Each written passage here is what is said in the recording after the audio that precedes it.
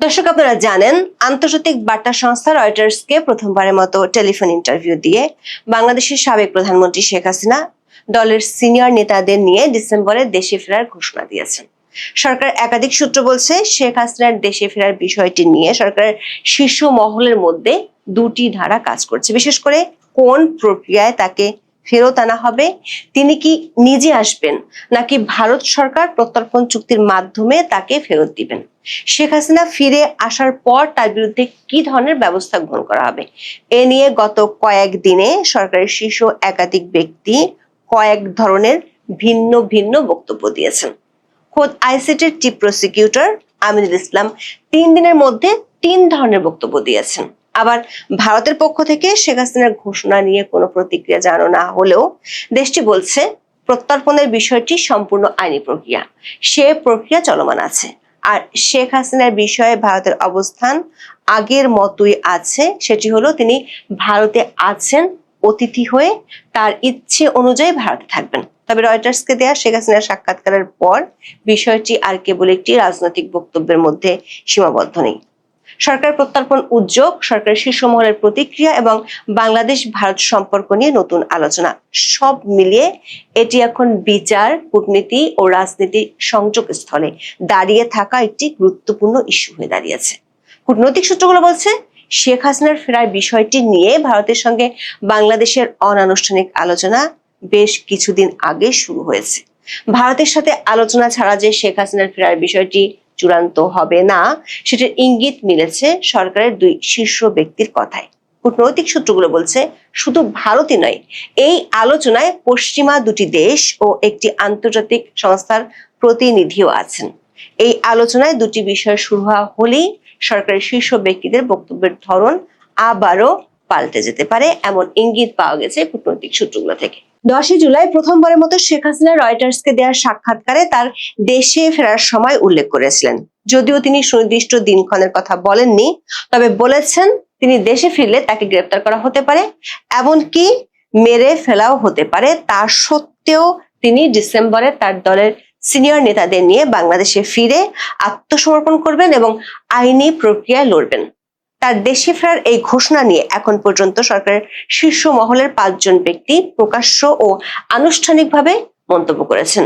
সরকার অবস্থান কি তা জানিয়েছেন। এরা হলেন বাংলাদেশের আন্তর্জাতিক অপরাধ ট্রাইব্যুনালের চিফ প্রসিকিউটর আমিনুল ইসলাম, পররাষ্ট্র প্রতিমন্ত্রী শামা ওবায়েদ, প্রধানমন্ত্রী তারেক রহমানের উপদেষ্টা জাহিদুর রহমান, আইনমন্ত্রী আসাদুজ্জামান এবং স্বরাষ্ট্রমন্ত্রী সালাউদ্দিন আহমেদ। এদের গত কয়েকদিনের কথাগুলো পাশাপাশি রেখে যদি আপনি দেখেন, তাহলে দেখা যাবে এদের এক একজন এক এক রকম বক্তব্য দিয়েছেন। প্রথমে দেখা যাক আইসিটির চিফ প্রসিকিউটর কি বলেছেন। তিনি গত 10 দিনের মধ্যে শেখ হাসিনার দেশে ফেরা নিয়ে 3 ধরনের বক্তব্য দিয়েছেন। প্রথম, গত 5 জুলাই নিজ কার্যালয়ে সাংবাদিকদের আইসিটির চিফ প্রসিকিউটর বলেছিলেন, সাবেক প্রধানমন্ত্রী শেখ হাসিনার দেশে ফিরতে কোনো আইনি বাধা নেই।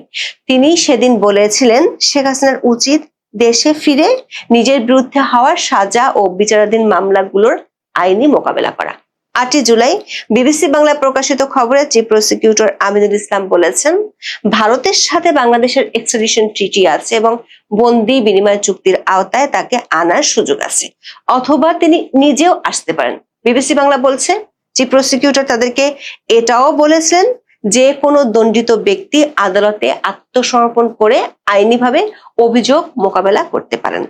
দর্শক, 5 থেকে 8 জুলাইয়ের মধ্যে 2 দফায় চিফ প্রসিকিউটর বলেছিলেন শেখ হাসিনা নিজ থেকে ফিরতে পারবেন, কিন্তু এর 3 দিনের মধ্যে চিফ প্রসিকিউটর 180 ডিগ্রি ঘুরে গিয়ে বলেছেন উল্টো কথা। তিনি আগের অবস্থান থেকে সরে এসে 12 জুলাই বলেছেন, শেখ হাসিনার নিজ থেকে আত্মসমর্পণের সুযোগ নেই, বরং তাকে ফিরতে হবে বন্দি বিনিময় বা ভারতের সাথে থাকা প্রত্যর্পণ চুক্তির আওতায়। আর তিনি ফিরলে তাকে সঙ্গে সঙ্গে গ্রেপ্তার করে জেলে পাঠিয়ে দেওয়া হবে। তার একদিন আগে চিফ প্রসিকিউটর বলেছিলেন, ডিসেম্বর জানুয়ারি নয়, শেখ হাসিনাকে তারা কালকেই চান। এবার দেখি পররাষ্ট্র প্রতিমন্ত্রী শামা ওবায়েদ কি বলেছিলেন। 9 জুলাই পররাষ্ট্র প্রতিমন্ত্রী দাবি করেছিলেন, ফেরা নিয়ে শেখ হাসিনা কি বলছেন তা প্রাসঙ্গিক নয়, বরং শেখ হাসিনাকে ফেরানোর ব্যাপারে কূটনৈতিক প্রচেষ্টা তার সরকার চালিয়ে যাচ্ছে। কিন্তু মাত্র 4 দিনের মধ্যে পররাষ্ট্র প্রতিমন্ত্রীর সুর বদলাতে দেখা গেছে। 13 জুলাই তিনি বলেছেন, শেখ হাসিনা সাজাপ্রাপ্ত আসামি আত্মসমর্পণ করলে আইন অনুযায়ী ব্যবস্থা নেওয়া হবে। তিনি ওই দিন দাবি করেছেন, যে কোনো আসামি যদি আত্মসমর্পণ করেন তাহলে বাংলাদেশের বিদ্যমান আইনের আওতায় যা প্রয়োজন সেটাই হবে। যেভাবে যার কাছে শেখ হাসিনা আত্মসমর্পণ করুক বা বাংলাদেশে এসে আত্মসমর্পণ করুক, প্রক্রিয়া একই, ওনাকে জেলে যেতে হবে। দর্শক খেয়াল করে দেখুন, প্রথমে চিফ প্রসিকিউটর এবং পরে বিএনপি সরকার পররাষ্ট্র প্রতিমন্ত্রী বলেছিলেন শেখ হাসিনার যেখানে ইচ্ছে সেখানে আত্মসমর্পণ করতে পারেন, কিন্তু তাকে গ্রেপ্তার করা হবে। অথচ তার একদিনের মধ্যে সরকার 2 মন্ত্রী সংসদে দাঁড়িয়ে বলেছেন একেবারেই ভিন্ন কথা। 14 জুলাই বাংলাদেশের জাতীয় সংসদে স্বরাষ্ট্রমন্ত্রী সালাউদ্দিন আহমেদ বলেছেন, শেখ হাসিনার আত্মসমর্পণের কোনো সুযোগ নেই। প্রত্যর্পণ চুক্তি অনুযায়ী তাকে দেশে ফিরিয়ে আনার জন্য অন্তর্বর্তীকালীন সরকারের পক্ষ থেকে আনুষ্ঠানিক পত্র পাঠানো হয়েছে। দেশে ফিরিয়ে এনে তাকে গ্রেফতার করা হবে এবং আদালতের রায় কার্যকর করা হবে। পরদিন মানে 15 জুলাই ঢাকা বিশ্ববিদ্যালয়ে এক অনুষ্ঠানে তিনি একই ধরনের কথা বলেছেন। স্বরাষ্ট্রমন্ত্রীর সাথে সুর মিলিয়ে 14 জুলাই আইনমন্ত্রী আসাদুজ্জামান সংসদে বলেছেন, বাংলাদেশের প্রচলিত আইনে শেখ হাসিনা সহ আওয়ামী লীগের দণ্ডপ্রাপ্ত নেতাদের আত্মসমর্পণের কোনো সুযোগ নেই। তারা মূলত দণ্ডপ্রাপ্ত আসামি, তাই বাংলাদেশের সীমানায় পা রাখার সঙ্গে সঙ্গেই তাদের গ্রেপ্তার করা হবে। এবার দেখি প্রধানমন্ত্রী তারেক রহমানের উপদেষ্টা জাহিদুর রহমান কি বলেছেন শেখ হাসিনার দেশে ফেরার ব্যাপারে। আইন ও স্বরাষ্ট্রমন্ত্রী যেখানে বলছেন শেখ হাসিনার নিজে থেকে আত্মসমর্পণের সুযোগ নেই, সেখানে জাহিদুর রহমান শেখ হাসিনা দেশে ফিরলে তাকে স্বাগত জানানোর কথা বলেছেন। তার ন্যায় বিচার প্রাপ্তি নিশ্চিত করার প্রতিশ্রুতিও দিয়েছেন তিনি। 14 জুলাই শেখ হাসিনার ফেরার ঘোষণা নিয়ে সাংবাদিকদের প্রশ্নের উত্তরে সচিবালয়ে এক সংবাদ সম্মেলনে সরকার অবস্থান জানান প্রধানমন্ত্রীর উপদেষ্টা। জাহিদুর রহমান বলেছেন, শেখ হাসিনার আসার ব্যাপারে তারা যেহেতু চেষ্টা করছেন, সে কারণে উনি যদি আসেন ওয়েলকাম। প্রধানমন্ত্রীর উপদেষ্টার বক্তব্যে পরিষ্কার, তারা চান শেখ হাসিনা দেশে ফিরে আসুক। প্রধানমন্ত্রীর উপদেষ্টা আরো বলেছেন, শেখ হাসিনার মৃত্যুদণ্ড হয়েছে, তিনি আসবেন, তাকে প্রত্যর্পণ করে আনার চেষ্টাও করছেন বলে তিনি জানিয়েছেন। ডক্টর জাহিদের এই কথার অর্থ হলো শেখ হাসিনা আসুক সেটা সরকার চায়, পাশাপাশি সরকার চেষ্টা করছে ফিরিয়ে আনতে। তিনি দাবি করেছেন সরকার শুরু থেকে তাকে দেশে ফিরিয়ে আনার চেষ্টা করছে, তিনি যদি দেশে আসেন সরকার তাকে স্বাগত জানাবে। এ বিষয়ে ভুল ব্যাখ্যা দেওয়ার সুযোগ নেই। সরকারের লক্ষ্য একটাই, ন্যায় বিচার নিশ্চিত করা। জাহিদুর রহমান, শামা ওবায়দ, এমনকি চিফ প্রসিকিউটরের প্রথম দিকের বক্তব্য থেকে পরিষ্কার শেখ হাসিনা নিজে থেকে ফিরে আসতে পারেন এবং সরকার তাকে স্বাগত জানাবে। অথচ সরকারের স্বরাষ্ট্র ও আইনমন্ত্রী বলছেন একেবারে উল্টো কথা। সরকার একাধিক সূত্র বলছে শেখ হাসিনার ফেরার বিষয়টি নিয়ে কূটনৈতিক পর্যায়ে আলোচনা অনেকখানি এগিয়ে গেছে। এই আলোচনা এখন যে পর্যায়ে আছে সেটির মূলত 2টো বিষয় আটকে আছে। একটি হলো তিনি কোন প্রক্রিয়ায় ফিরবেন এবং ফেরার পর কি ধরনের ব্যবস্থা নেওয়া হবে। এই 2টো ক্ষেত্রে আলোচনার সফলতা নির্ভর করছে ভারতের সাথে সমঝোতার উপর। সেটার কিছুটা ইঙ্গিত পাওয়া যায় প্রধানমন্ত্রীর উপদেষ্টা ডক্টর জাহিদুর রহমানের কথা থেকে। জাহিদুর রহমান 14 জুলাইয়ের সংবাদ সম্মেলনে বেশিরভাগ মন্তব্যই করেছেন শেখ হাসিনার দেশে ফেরা নিয়ে। বিডি নিউজ 24-এ তার বক্তব্যের অনেকখানি প্রকাশিত হয়েছে। সেখানে দেখা যাচ্ছে জাহিদুর রহমান শেখ হাসিনার ফেরা নিয়ে বলেছেন, উনি আসলে কিভাবে আসবেন প্রক্রিয়াটা ঠিক হয়ে যাবে। তিনি জানেন না শেখ হাসিনা কিভাবে কি করবেন। শেখ হাসিনার ফেরার ব্যাপারে ভারতকে ইঙ্গিত করে জাহিদুর রহমান বলেছেন, উনি ওখানে কিভাবে আছেন এগুলো ওই রাষ্ট্র জানে। উনি যদি আসতে চান ওই রাষ্ট্র আমাদের রাষ্ট্রের সাথে কথাবার্তা বলে ব্যবস্থা করবে। ওটা প্রক্রিয়া, পদ্ধতিগত ব্যাপার, আটকে থাকবে না। দর্শক খেয়াল করে দেখুন, শেখ হাসিনার ফেরার প্রক্রিয়া নিয়ে ভারত ও বাংলাদেশ সরকারের সমঝোতা বা বোঝাপড়ার বিষয়টির দিকে পরিষ্কার ইঙ্গিত করেছেন প্রধানমন্ত্রী তারেক রহমানের উপদেষ্টা। তিনি আরো বলেছেন, শেখ হাসিনা আসলে আমাদের সাথে 2 পক্ষে যোগাযোগ হয়ে যদি আসেন ফাইন, উনি মামলা ফেস করবেন। মামলার জন্য আইসিটিতে এখন বিদেশি আইনজীবী আনারও সুযোগ আছে। পৃথিবীর শ্রেষ্ঠতম আইনজীবী তিনি আনুন। তিনি তাকে ডিফেন্ড করার চেষ্টা করুন। শুধু প্রধানমন্ত্রীর উপদেষ্টাই নন, সরকারের শীর্ষ মহলের আরো অনেকে বলেছেন বিষয়টি নিয়ে ভারতের সাথে আলোচনা চলছে। পররাষ্ট্র প্রতিমন্ত্রী শামা ওবায়দ গত 13 জুলাই সাংবাদিকদের বলেছেন, শেখ হাসিনার বিষয়ে ভারতের সঙ্গে কূটনৈতিক চ্যানেলে আলোচনা চলমান আছে। ভারতের সঙ্গে তাদের যে চলমান কথাবার্তার ডায়ালগ হয়, তখন সব সময় এই সাবজেক্ট থাকে আলোচনায়, এমনটাই তিনি সাংবাদিকদের জানিয়েছিলেন।